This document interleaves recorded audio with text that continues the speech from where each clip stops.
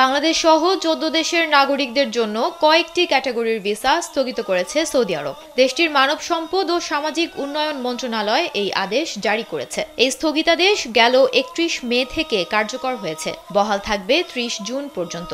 যারা 31 মের আগে ভিসা পেয়েছেন কিন্তু এখনো সৌদি আরবে যাননি, স্থগিতাদেশ চলাকালে তাদেরও সৌদিতে প্রবেশে বাধা দেয়া হতে পারে। সৌদি সরকারের সিদ্ধান্ত অনুযায়ী এই 14 দেশের নাগরিকদের জন্য ওয়ার্ক ও ওমরা ভিসা দেয়া সাময়িকভাবে বন্ধ থাকবে। একই সঙ্গে পারিবারিক ভিসার ক্ষেত্রেও আরোপ করা হয়েছে কড়াকড়ি।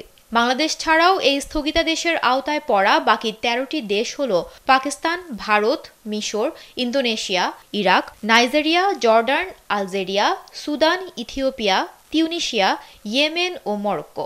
আর এটা ওইটা না, কাপড় ধোয়ার একটাই সলিউশন, চাকা অল ইন ওয়ান। হজযাত্রীদের বিদায় নির্বিঘ্ন এবং ঝামেলামুক্ত রাখতেই মূলত এই ভিসা স্থগিতাদেশ দেওয়া হয়েছে। চলতি বছর হজের মূল আনুষ্ঠানিকতা শুরু হয় 4 জুন। জামারায় পাথর নিক্ষেপ সহ অন্যান্য রীতি পালনের মাধ্যমে 9 জুন শেষ হবে হজের সব আনুষ্ঠানিকতা। এরপরই সৌদি ছাড়তে শুরু করবেন হাজিরা। আর তাই ভিসা প্রার্থীদের সংখ্যা নিয়ন্ত্রণ ও হজ ব্যবস্থাপনা সহজ করতে সাময়িক বিধিনিষেধ আরোপ করা হয়েছে।